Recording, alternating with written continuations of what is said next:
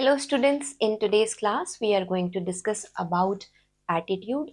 Now understand that attitude is a psychological construct about any place, thing or object. For example, I say that of all the fruits, I like mango. Okay, so that's my positive attitude towards the fruit which is mango. Or if I say that I like cleanliness, okay, that depicts my positive attitude, okay, my psychological construct, my mental disposition about having clean environment. Okay, so in this topic, understand, we are going to discuss what is the content of attitude. Okay, in the structure of attitude we are going to discuss the famous ABC model, the affective, the behavioral and the cognitive component of attitude. In the functional part, we are going to discuss about the Daniel Katz theory, how various functions, okay, they have their own utility. Okay. Then we are going to discuss how attitude is related to thought and process. Not only change in attitude is essential, but that change in attitude has to be depicted in the behavior. For example, the government has brought in Swachh Bharat Abhiyan, but are the people using the toilets?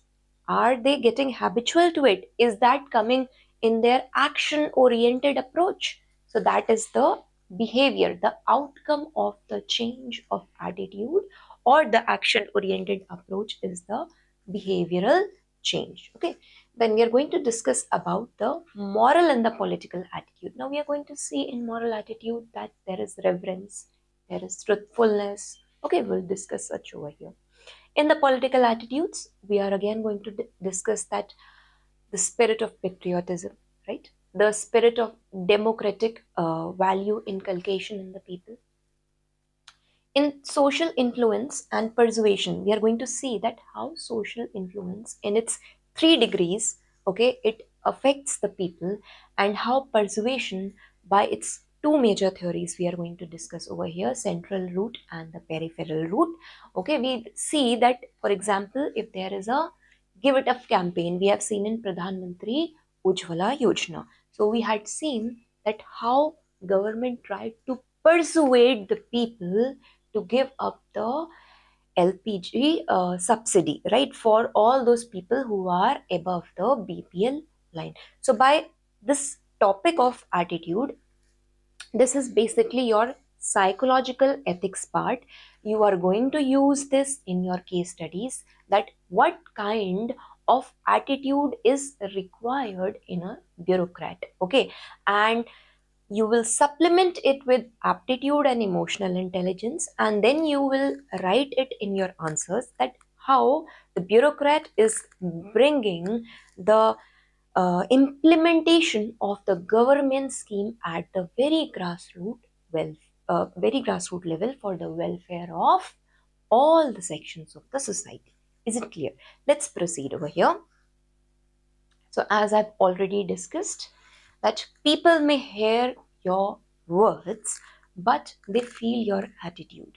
For example, if I say that I like mountains, I feel at peace with the mountains, right? That is my attitude, that is my mental predisposition, that is my psychological construct about the hill station or the mountains, right? If I say I support fitness or I like to be fit, now that is my positive attitude. And if I go to a fitness campaign, then that is my positive and strong attitude to support the Fit India campaign. Is it clear?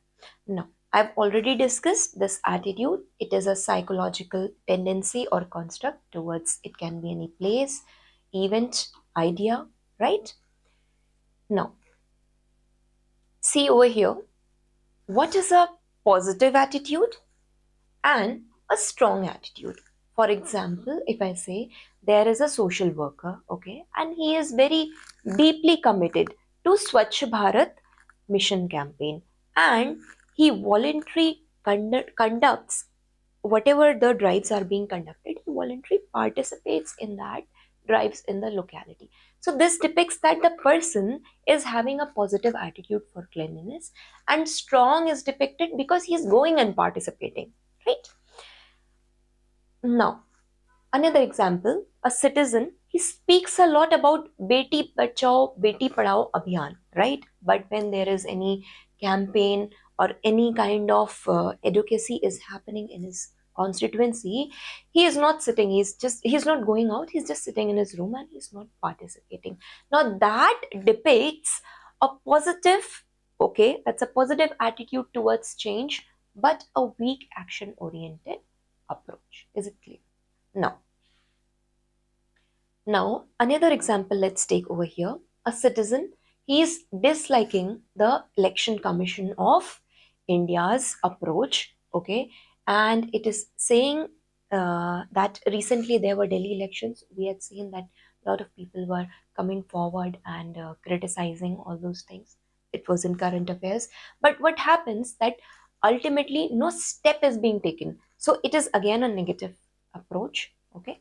And it is a weak attitude because no positive steps are being taken about it. Now, previously in 2017, what happened that protests were happening regarding the passage of Citizenship Amendment Act in Delhi, right? We saw that a few citizens were coming together with a very strong emotional appeal for that, okay?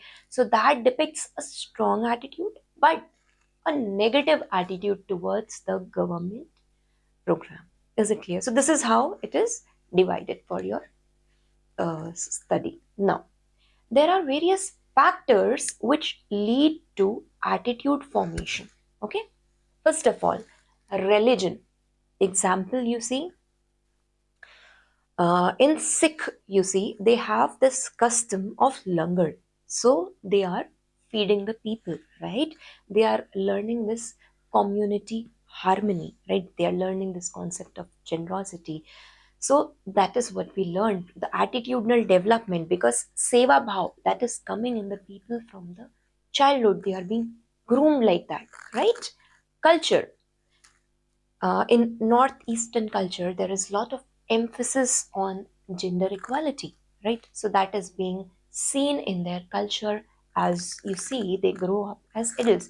You see a lot of women in northeast are working, right? That depends on their how the society is developing. Friends, if you see your friends who's also preparing for civil services exams, and each day you're talking to your friend and you guys are competing, I have written these many answers, I have written that many answers. Now that is going to motivate you, right? That is going to motivate you, give you a positive attitude for the exam, that I have to write more and more exams. Now the family, we learn compassion, brotherhood, all these things. Similarly, teacher, Abdul Kalam is a very classic example of having an attitude of courage, of conviction, right? Past experiences, whatever journey we have gone through, we have learned the perseverance. All those of you who had written the mains and yet are there to be in the merit list, you have learned the from your past experiences that there is a it requires a lot of perseverance to crack this exam, right? So such things, feedback, yes, you learn such things from the factors, and UPSC has asked the question regarding this. Now, our classic ABC model. A over here is the effective model. Now, this effective is basically the emotional component. Okay, this is the emotional component of attitude.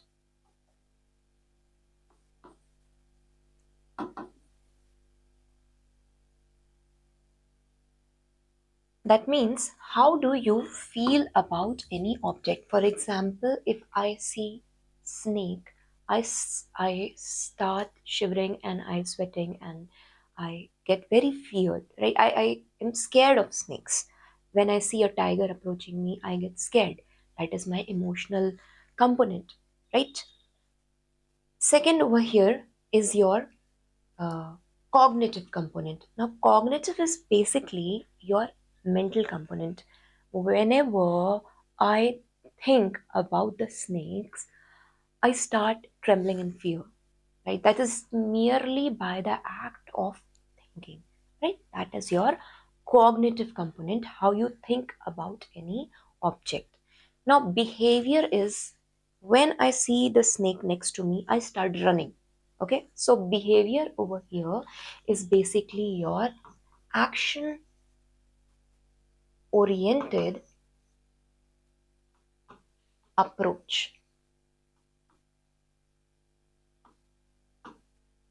Is it clear? It is the action oriented approach. Now, let me explain this with another example over here. Effective model is like emotional component. I like greenery. I feel at very, my emotional segment is that I feel at very peace when I'm around the green environment, right? Cognitive component. When I think about the mountains in Himachal Pradesh, the mountains in Kasol, whenever I had a trip, I feel at peace just merely sitting here and thinking, oh, so such greenery, such fresh air and all. I feel very good about it, right? Merely by thinking. And action oriented approach is that I not only think about clean and green environment, I go and I participate and I support over here Green India campaign. I go in the plantation drive, Ek Ped Maa Ke Naam. I go and participate over there. Now that is the behavior which is being depicted in my attitudinal change. Is it clear? Or in my attitude. Let's take it from let me explain you it from a governance perspective, right? Now, many a times, let's take an example over here. Let's take an example of Digital India campaign. Understand this. Many a times, uh, government has been trying a lot since after 2016 to bring in or to implement the Digital India campaign. Emotionally, it has been trying to uh, affect the people that why not go cashless. That is the emotional appeal or the emotional component of Digital India campaign. Cognitively, when you go to a shopkeeper's shop, okay, when you go to a shopkeeper's shop and not cognitively, when you go to the shopkeeper's shop and you start using the UPI, okay, you are having the transaction which is done cashless. So that is the correct application of Digital India campaign, where the emotional appeal has been converted into the action oriented approach. Okay, cognitively it is you are sitting at home, okay, and you're thinking that I will go to so and so place and I will go and have the payments done automatically. Like your thought process is always ki, I will go cashless. Okay, I will do the beam transfer. I will start using this. You develop that positive attitude for green for Digital India campaign. Is it clear? Another example you can take over here, which UPSC has asked in past year question regarding the Swachh Bharat Abhiyan. Okay, if we discuss about Swachh Bharat Abhiyan, now understand over here in Swachh Bharat Abhiyan, emotionally government has been trying to tell people about this. Please use toilets, right? Lot of schemes and lot of influential personalities have also come up to make the emotional appeal, to make this cleanliness drive possible, right? And after that, what happens that it has affected the mental component of the people also, that yes, you should be using the toilets even in the rural areas where they considered this concept that going on in the agricultural field is considered as a good fertilizer, right? But Was it possible despite the affective and the cognitive attitudinal change? Was it possible to bring in the behavioral change in the people? It was little hard, but what government did over here, government, it tried to nudge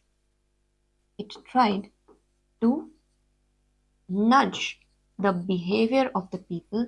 First, we have seen in Swachh Bharat Abhiyan that there had been Vanar Senas, right? There had been, you have seen in that ads in Doordarshan that somebody who is coming with a lota, all the students of the school, they are running after him, they are teasing. Darwaza Band Karo campaign, right? All these things are creating this awareness generation, and these are trying to persuade the people or develop that sensitization drive towards the Clean India campaign. Is it clear? So this is how slowly behavioral change or the action oriented change is coming in the people, and we have reached, the government has reached the a good number of target of open defecation free villages in India. ABC model theory is clear. Now this you can apply in your corruption part also, that how it is very much essential to nudge the behavior of the bureaucrat by internal measures, by external measures, to bring in the complete behavioral change leading to transparency and accountability in the government. Is it clear? Now let me again discuss with you over here. This effective over here, it is the emotional component. Okay, it is what we feel. It is the feeling which is linked to the attitude object. I feel happy when I see greenery. This is what I was trying to say. I feel at peace. Negative example. Dave feels fear when he sees a snake. His emotional component is over here fear. Here emotional component is happy. Okay. Cognitive. Okay, let's take behavioral. Behavioral is what is the action you take, what you do after that. You start running, or Dave starts screaming, right? You plant the trees regularly, you go and participate in the plantation, right? Cognitive over here is your mental component, basically what you are thinking, right? Snakes are dangerous. I have developed that mental construct that snakes are dangerous, or greenery is good for environment. Is it clear? Now this is the structure of attitude.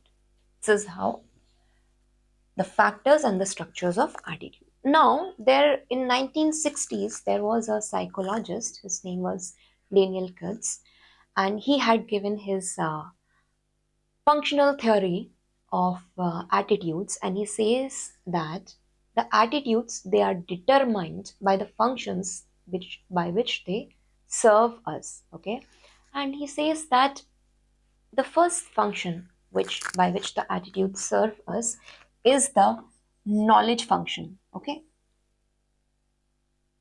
says that suppose a citizen is supporting the RTI Act. This is the knowledge component, that a citizen is aware of his rights, right? Where as a very enlightened citizen, you know about the citizen charter bill. You know that you can go to a PIO and raise a grievance against your uh, any kind of complaint, right? So that is the knowledge function, right? Where he knows that via RTI you can get to know the information. This classic example we have seen in Jan Sunwai. Okay, we have seen in Jan Sunwai, which has led to implementation of transparency in Manrega rules in the Rajasthan area. Is it clear? Exact implementation and strong implementation of RTI has led to the transparency and accountability in the governance change, a positive attitudinal change. That was the utility of this function. Second function over here is basically of utilitarian approach. Okay, here attitudes, they help us to gain the rewards or avoid the punishment, right? There is an employee who is working in the department, okay, and he supports the workplace safety policies in order to avoid the penalties, right? Now again you see this lies, now this development of attitude, okay, an employee is in an organization, he is adapting to that attitude, right, via the perspective of reward and punishment theory. This change or this function lies in the utility of the act done. Okay. Third factor which Daniel Kurtz has given, he says that ego defensive, right?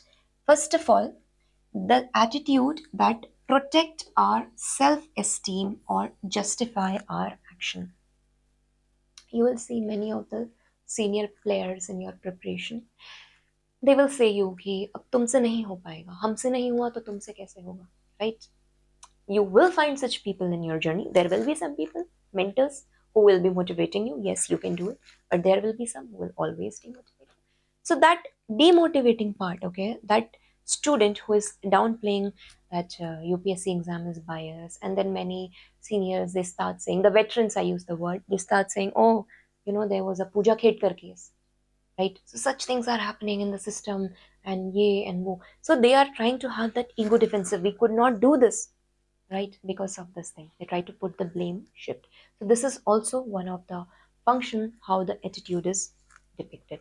Now, another part which Daniel Kurtz has given is the value expressive component. Here, basically, you can say, suppose there's a match going on between India and some country X, you can say Pakistan or Bangladesh, and you wear a jersey which is uh, representing Team India, and you are hooting for Team India. So that is your value expression.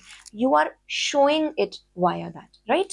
So over here, it is said that an individual supporting a campaign for gender equality, or you are running the marathons for awareness of regarding cancer patients, right? That is your value expression, that is your attitude towards it. These are the four theories which Daniel Kurtz has given, okay, how you have to use in the exam. When you will be writing your answers indoors, I will be checking, and in your answers I will be telling you, and I'll be guiding you in the mentor session, that how these theories you have to put in the case studies and the exams, not very imposingly way, but in a very organic way. If any case study is coming there, so you can mention according to the ABC model, and you can bifurcate the case study into ABC, right? This comes with practice. When you're writing 50 questions at least, then you will learn how to do this, okay? Now let's very quickly see, we have discussed so much that attitude is this, attitude is that. Now let's understand that what are the other psychological constructs which are associated with the attitude. Now draw this diagram over here, that initially there is a belief system, okay, and this belief system in my yesterday's class also I have discussed. This system basically, it, I'm not able to draw the diagram. Understand, this belief system, it objectifies into your value system, right? And this value system, it becomes your attitude. And when this is further objectified and consolidated, it becomes your behavior. I'll draw it here. What is this belief? I believe that honesty is the best policy. Let me take an example for you over here. My belief, my mental conviction, my mental predisposition is that honesty is the best policy. That's my belief. So, my development of my value system over here is that honesty is a virtue, integrity is a professional virtue in both personal and professional life. Probity is a procedural integrity. That is what I develop in my value system. Now, in my belief, value, and then all this leads to attitude formation. It leads to my positive, strong attitude towards the virtue, which is value, which is honesty. And then it will be depicted in my behavior, because that is my outwardly expression, right? It will be depicted in my behavior. I wanted to draw the diagram like this. My pen is not aligned. It will be depicted in my daily to daily approach, and not only in my personal life, when you will, not only in your personal life, but when you will become a bureaucrat, implementation of the government scheme with the transparency and accountability will be done, and this will lead to ethical good governance. Is it clear? Now, see over here, honesty is always the best policy. This is your belief. Value over here is that honesty is important virtue. It is a guiding principle. Okay. Attitude over here is I like honest people. I uh, I avoid to lie or to have those methods which are compromising my attitude towards honesty. Okay, that's a positive attitude. Behavior is that you have seen in a bureaucrat, Ashok Khemka. He has been an officer of very high honesty, very high personal integrity. Is it clear? I would like to discuss this basically again over here. See, belief. I believe that cleanliness is essential to health. So I start prioritizing cleanliness in as a core principle in my life. Mahatma Gandhi has said that cleanliness is next to godliness, right? And then there's development of positive attitudinal change, and I try to keep my environment clean, right? And what do? I start participating in the cleanliness, right?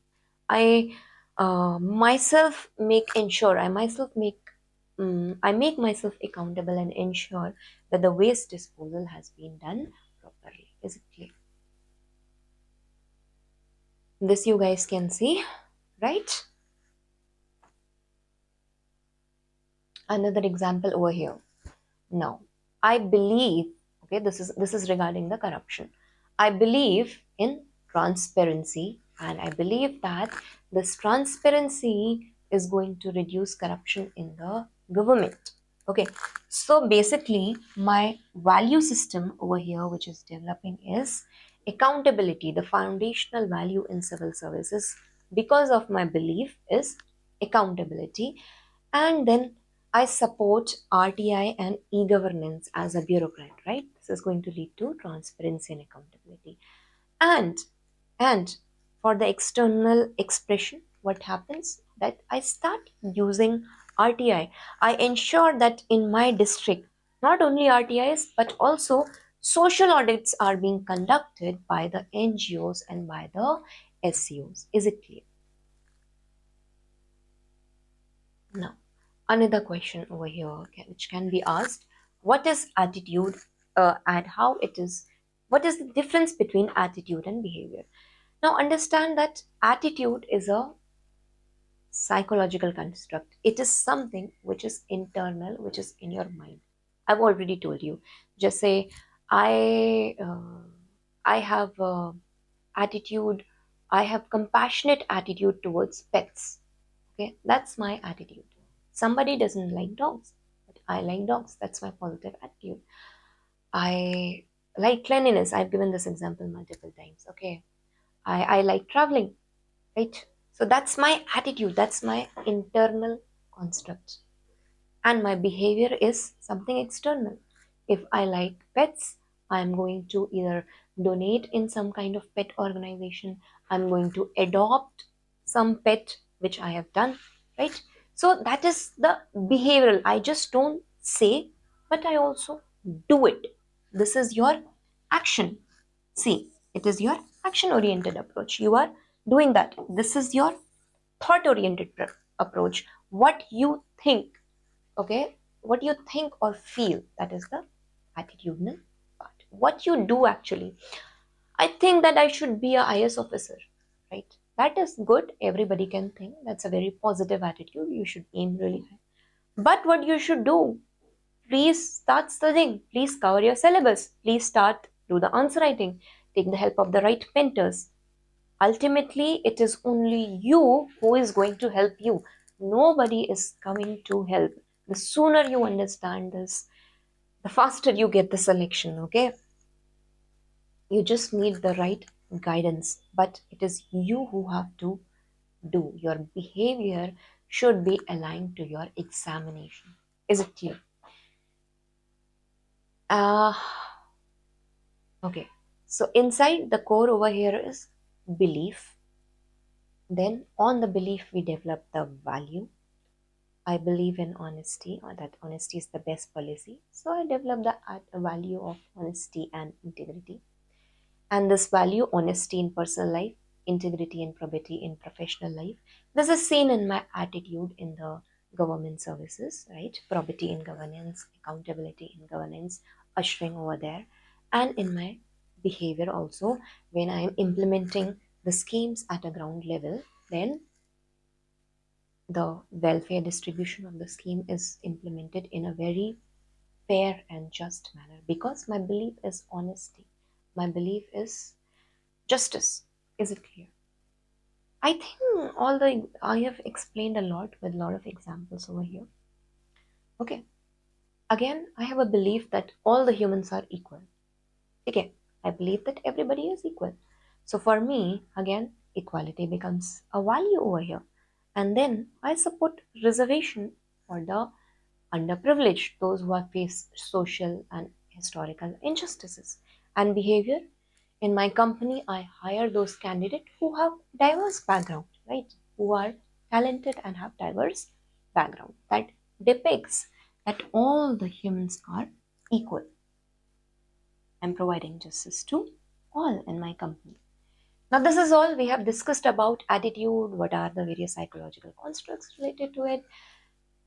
Let's see certain theories that how attitude can be formed. First theory over here is your classical conditioning or Pavlovian or respondent theory over here, right? So basically what happens over here is that you learn over here by association. One thing over here is passive, okay, and one is reflexing. For example, apart from this, suppose there is a celebrity and he is sitting in a Hawaiian beach, and he is drinking some Mountain Dew, some Coca-Cola, and all these things. So the kind of conditioning every time you see, right? Every time you see, you associate with that sitting on the beach and having Coca-Cola. It gives you that attitudinal formation that this is a you develop that attitudinal formation for that drink, that this is very eventful, or this is very enjoyable, right? This is how you are adapting to that attitude. The drink is there and the advertiser is over there, right? So basically it is appealing to you emotionally over here, right? For example, if I talk about flag hosting, okay, what happens, this is emotionally appealing the people for the spirit of patriotism. Is it clear? Another theory over here is, okay, so understand that classical conditioning over here is basically the emotional component. Now, in the operant conditioning, we see that there is a process of reward and punishment. If one of your friends, okay, he is smoking cigarettes and he is shamed in the public, oh, why are you smoking cigarette over here? Now that is going to again give him this negative feedback that public is saying me, it's shaming me. So definitely he is going to develop that attitude, at least in public places, I don't have to smoke openly, right? So, and if you are doing good work, it is rewarding you. So this method is known as operant conditioning. I've already discussed above in Swachh Bharat Abhiyan. We have seen the Darwaza Band Karo campaign, right? We have seen Vanar Senas, those people who had been moving in lotus, they had been followed up by the people, they have been shamed up by the children, right? So that again brings in the attitudinal change. Observational learning, observational learning or modeling. So this is basically learned by watching the role models over here. The citizens, like we have seen, we have observed that many of the IAS officers who have been working for the disaster management activities, or you can say over here, example of Armstrong Payne, right, which has been inspiring other officers, right, who had built 100 kilometers road in Manipur. Is it clear? So this is by observation you learn. Then you learn or you built in attitudinal change by group or cultural norms, right? So when you are at a polling booth, you are standing in a line, you are queuing, right? So it becomes a norm. It's a respectable attitude towards the democratic process of election. That's the democratic participation of the citizen. Is it clear? In the election, that's a group activity, that's a cultural norm. So by social conformity, you are learning this. Now also you develop the attitudinal change by media. If media is propagating, that's why it is said that media should be propagating right information. Okay, education, books, digital content, right? Without the direct experience, you are learning about the things over here. So basically just by merely reading about corruption, right, merely hearing the stories, you adapt to this, right? That you adapt to this transparent, pro positive attitude that there should be ethical governance. Is it clear? So these are basically the theories of attitudinal formation. Of these, the first two are very important, which you are going to use in your for your examination purposes. Okay, because they ask you this question, then how are you going to bring in the change in the behavior of the people? Then you are going to use those theories and you're going to say that we are by operant theory we can do this, by conditioning theory we can do this, by informational theory we can do this. This is how you have to use it in answer writing. Now this is very interesting.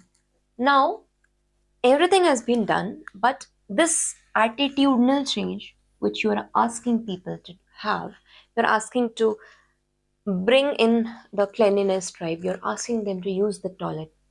Is it, now the question over here is always, this is important, is it always leading to the behavioral change? The question is this. Understand this by example, that I have a friend, okay, first day we go to a fitness drive. We have this attitude that we have to be fit all throughout our life, right?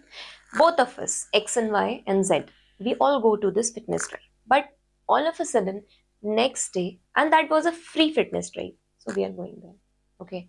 2 days we are going, 3 days. For a week, it's a free fitness drive. So we are going.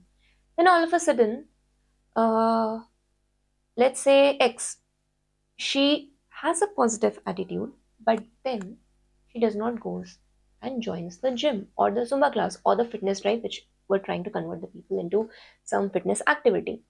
Now, did she adapt that in her behavior? No.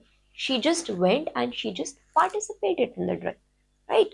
So there are people who show this attitude. There will be, oh, we support Beti Bachao, Beti Padhao Abhiyan. But do we actually go and do things on the ground level? Now, this is the whole thing. You talk about corruption. Do you try to bring any behavioral change? So, as a bureaucrat, when you will be in your district, can you bring that behavioral change in your work culture? Can you bring that behavioral change in the uh, people around you? Can you bring the behavioral change in the welfare schemes of the people around you? Right? How you are going to implement that? So basically over here, I have taken this one example over here, that there are certain factors which do prevent the behavior from aligning with the attitude, right? There are certain constraints, there is social pressure, there is fear of consequences, there is procrastination, there is laziness, right? So in this public health campaign on exercise, I have seen, although the person has the positive attitude, but the behavioral is still unchanged over here, right? Because maybe lack of time. She studies so much in the library. Maybe there is laziness in her. Maybe there are other priorities over here, right? So that because of which she could not inculcate exercise in her daily life. Another examples for you I have brought over here. Suppose again there are three friends. Okay, all these three friends A, B, and C, they have a very positive attitude that corruption is wrong. Okay, they want that the government should be bringing more transparency. The government should be more welfare oriented. The government should be more pro people because it's a democracy, right?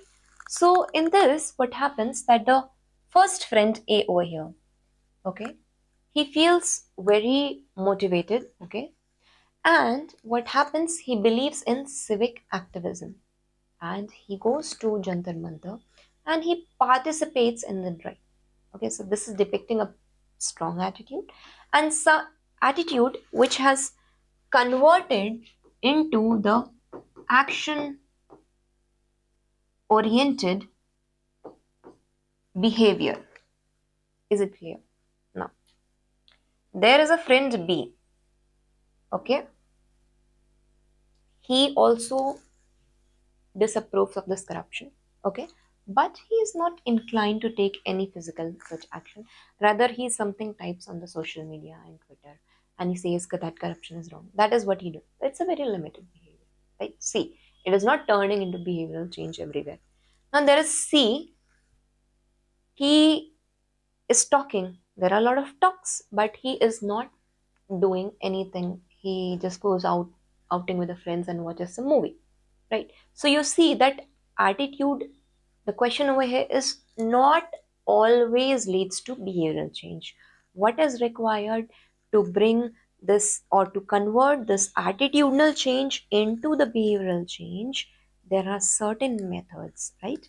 By which we do that. First of all, it is cognitive restructuring, right? Second of all, it is social facilitating. Third of all, it is pro-social behavior. These are certain methods. How can you link the attitude to the behavioral change over here? What is cognitive restructuring? Okay. Basically, it is changing of the negative beliefs by re-evaluating or reiterating them. Cognitive means mentally. Mentally, deep down, the bureaucrat has to be filled mentally that internally that corruption is wrong. Internally, he has to be always be motivated. The why of the purpose, the bureaucrat has to know that why I am in the services. This why is going to change or to bring in the cognitive restructuring, and he is going to develop that attitude of bringing in change in the system or bringing in transparency and accountability in system, and that is going to be reflected in his behavior. Is it clear? Okay. Another thing, again and again when we reiterate, so a health conscious person, he quits the smoking and he reduces this mental dissonance, because there are certain people who go to the gym and I've seen while coming from the gym they will be smoking cigarettes. What happens? That's just one cigarette only. But now, is it aligning with their attitude and the behavior? You are health conscious person, and then again you are taking this free radicals, right? So this cognitive dissonance can be resolved by a restructuring of the mind. I was reading a book on ethics and governance only. There was a book of NBT, and it talked a little bit about the SRM model, that how by visualization and meditation techniques there can be a stress reducer for the bureaucrats, because there is a lot of stress on the bureaucrats, and how by cognitive restructuring you can change those who are highly corrupt in the system. Because you cannot change someone by just putting Prevention of Corruption Act. You require that internal motivation, that internal change, right? That question of why are you doing this? That should be very clear. In fact, for all those students who are not absolutely writing my answers indoors, that has to be seen. Again, I'll explain you with this. Attitude, yes, you are saying you are taking the classes, but your behavior will be seen when you will be writing my daily answer writing.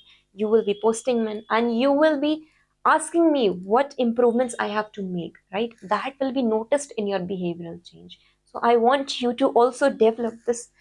I want you to develop this habit cognitively that I have to write the answers, because if you're not writing today, imagine after prelims you're not going to get time. This is a very good time before uh, your prelims that you write the answers. As much as you write over here, you will develop that thing subconsciously, and then you're going to feed that in the examination.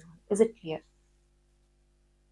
Now, social facilitation. That is why students join library. That he is studying, she is studying, let me also study.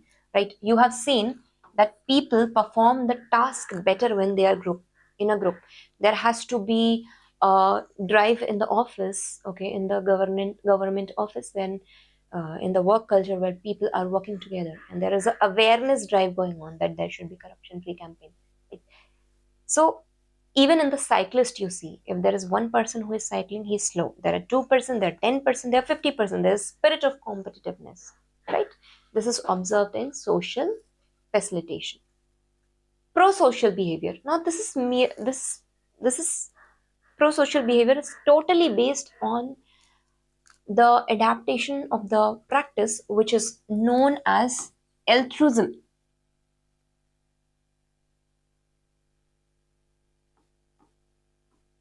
Right? It means that you are donating something out of just donating. You don't want anything in return because of that. That kind of social behavior. That is, an officer delivers the flood relief after hours without expecting any credit. He is doing because it is his duty. It is his duty. He is doing duty for his duty's sake. The deontological perspective, right? Over here. So yes, you can say that attitudinal change, it does lead to behavioral change, right? When what happens, that the attitude is internally consistent. Every day you start writing answers, right? First day does, you will face the issue. Second day, third day, 10th day, you will be so good. And by 30th day, internally you are consistent. That motivation has to be done. And this will be seen in your answer writing examination. You will see a spike in marks over there if you are very consistent and honest with your studies over here, irrespective of this subject and other subjects also. Repeat it through the action, just not talking. Okay, I have joined this course, but I'm not participating there. Action is required. I support Beti Bachao, but I'm not actually going there, and I'm not actually participating in that.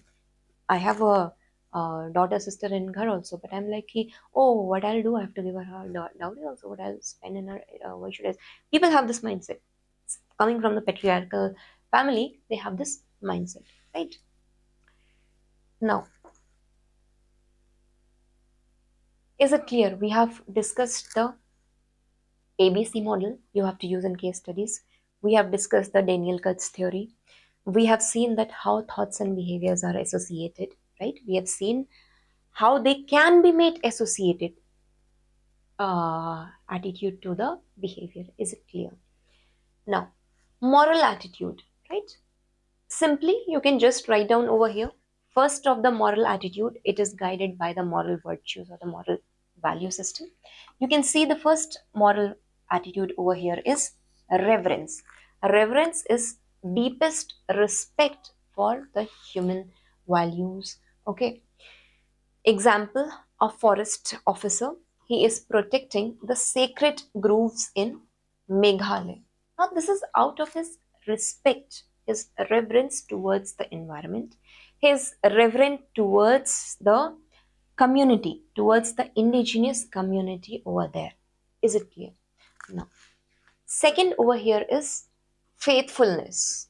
Okay, it is the attitude of loyalty, commitment, and steadfastness. For example, a civil servant who continues to serve in remote hardship postings without seeking transfer shows faithfulness. Somebody who is posted in Bastar region, very hard. Somebody who is posted in border POK region, some army official who is serving in Seattle Glacier, right? So that is faithfulness. Veracity means being absolutely true. Okay, the commitment to speak, to report, and to act honestly without distortion of anything. So here the district magistrate, he is presenting accurate flood damage data. Fourth over here is goodness. It refers to moral inclination towards kindness, empathy, right? This is very simple. Now, what are the political attitudes? They can ask you a question over here. Now, this is when the people, they support nationalism, right? Or they support political liberalism, and they are critical of political conservatism, and they are critical of political radicalism. So as a democratic government, participatory democratic government, understand over here that dissent is a essential component of democracy.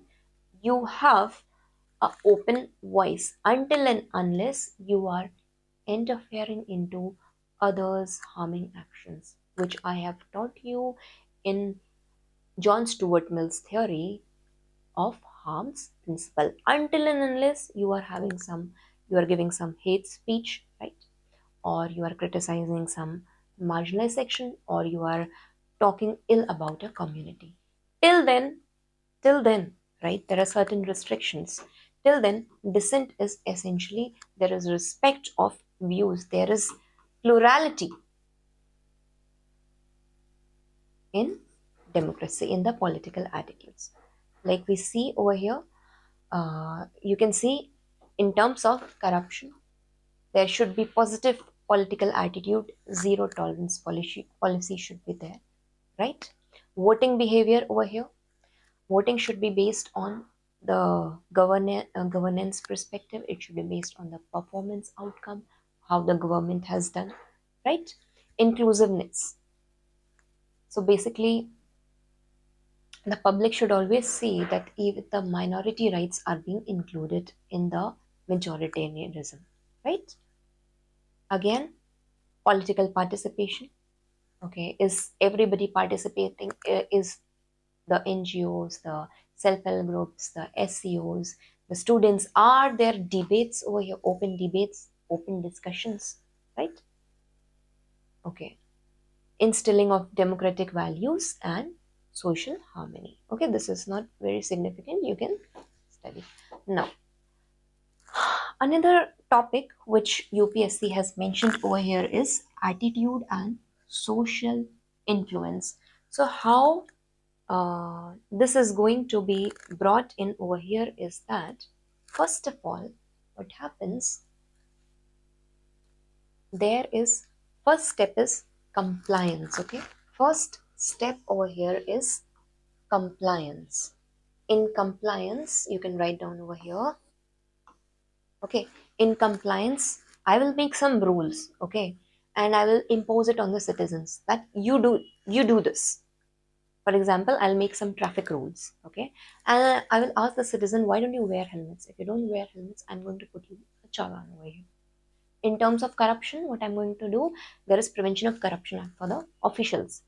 If you are caught in some this graft activities, if you're caught in this, then you are going to be punished. This is a kind of compliance. This is something which is external check. Is it clear? Now, another one over here is identification. What happens when people actually start identifying their attitude with the behavior I want to bring in the people? When people start accepting that it is their duty to bring in cleanliness, it is their duty or it is their civic duty to wear helmets. That is identification. Okay.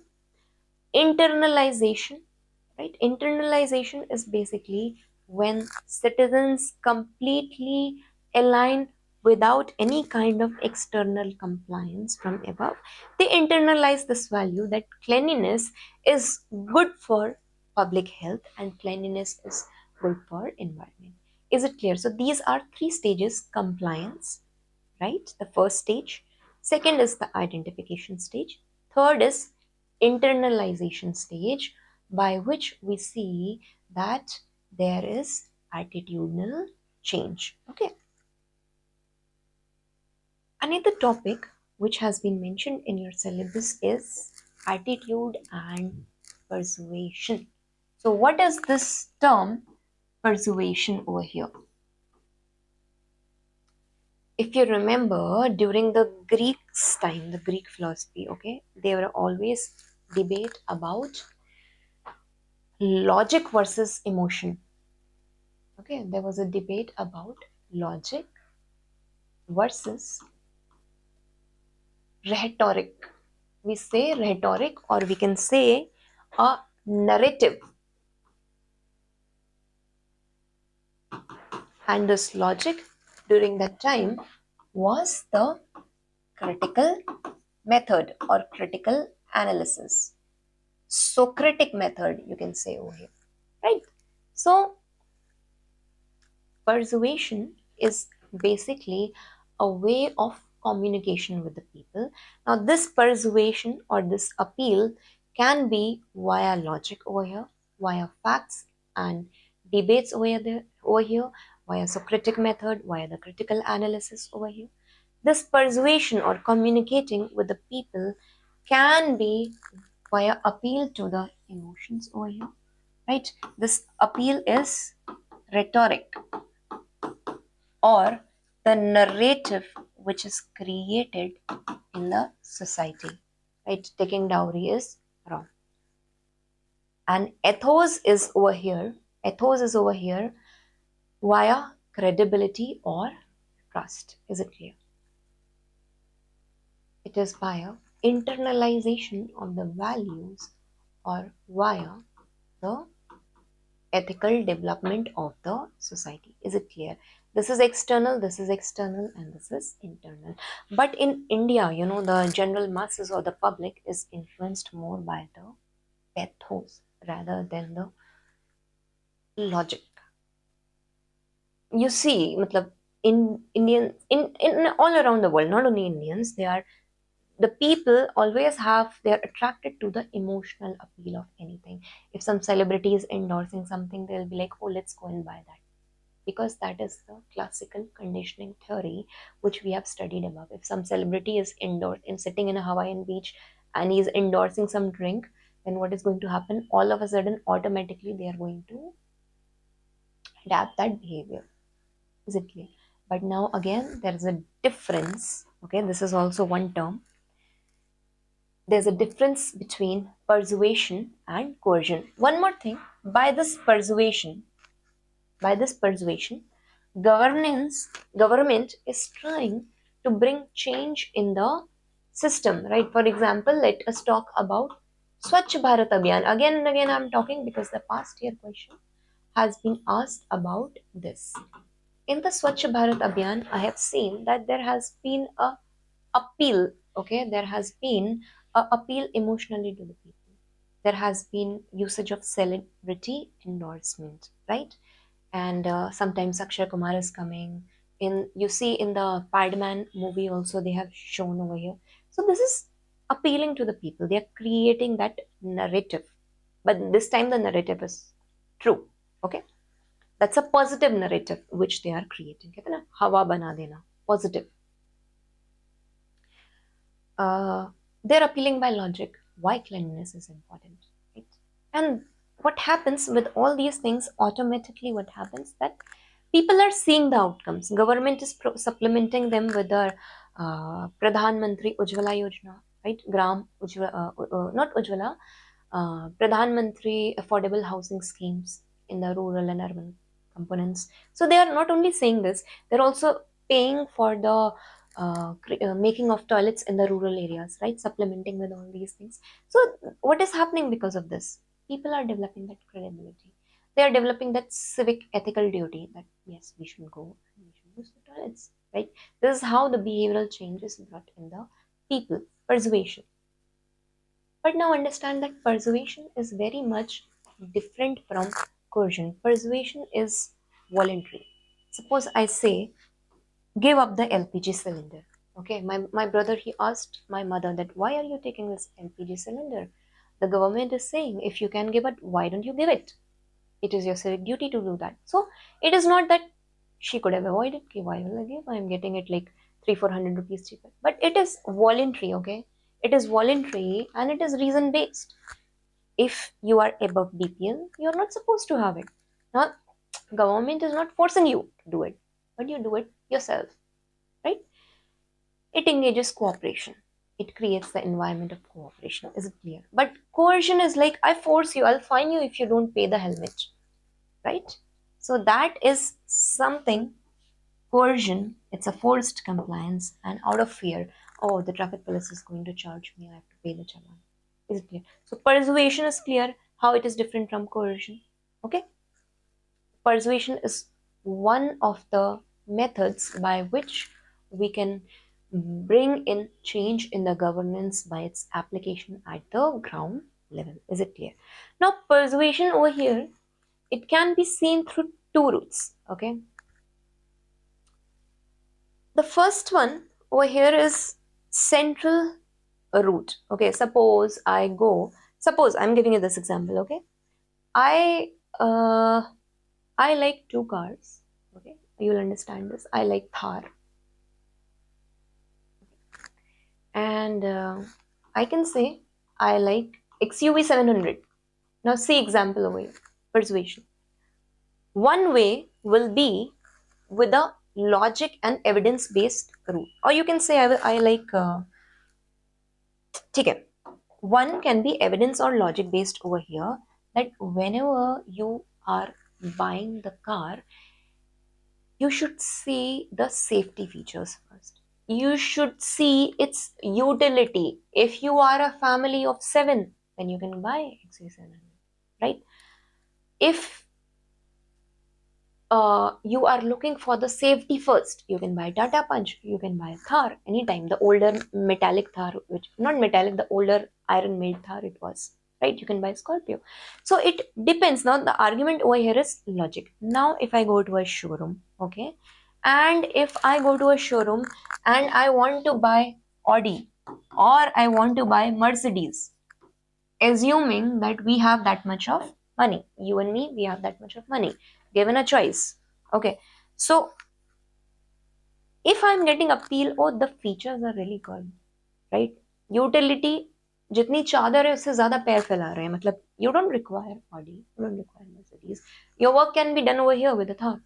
Safety features, yes. Utility, yes.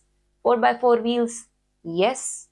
And why do you need this? But if you're going and buying these, then you are getting affected by the passion to buy, or by the emotions, or by the celebrities endorsement over here. This is a very short term method. Okay, today you will be affected, but in the long run you will be like कि जितना cost नहीं है तो उससे ज़्यादा तो इसका maintenance का खर्चा है, right? But if you go by logic, evidence, or reasoned arguments, then it is a long lasting change, right? For example, again over here I have discussed that in the car advertisement you are going to see the safety feature, you're going to see the rationality, the efficiency, the mileage, right? The usage. Then you are going to go by the central route theory. And if you are getting affected, let's take about Swachh Bharat Abhiyan, getting back to you the governance perspective. If you are getting affected that Swachh Bharat Abhiyan is going to lead to cleanliness, then it is central root theory. If you're getting affected in long term, it is going to bring in good health. It is going to lead to clean environment. If you're getting motivated by that and you are following that, it is a central root theory of persuasion. If you are following Swachh Bharat Abhiyan based on the and celebrity endorsement, right? Some celebrity has done, and you're just saying, oh, he's doing, so I have to do. So that is a shortcut method. That's a peripheral route of getting influenced or getting persuaded, right? So government should always, they do try to influence by central route, but our major part of the society is such which gets appealed by the emotions. People are more influenced by the emotion. So government, when it tries to bring in any kind of scheme, suppose polio free campaign scheme, it is going to give you logic, but it is also going to give you emotion. The advertisement which is done, it is trying to persuade people by that. Is it clear? So definitely it leads to ethical good governance over here. Let's see 1-2 questions, right? How you are going to attempt. Attitude is important component that goes as input in the development of humans. Suitable how to build a suitable need for a public servant. Now, what kind of attitude is required for a public servant? First of all, right? Developments of human. First, you have to define over here that what is attitude. Attitude is a psychological construct, and how it goes into the development of humans. You have to give the example where if somebody has a compassionate attitude, if somebody has empathetic attitude, that will be depicted in his actions. One, you can example show over here some personal example, some you can give attitudinal example of Mother Teresa, some example you can quote. How to build a suitable attitudinal need for a public servant. Okay?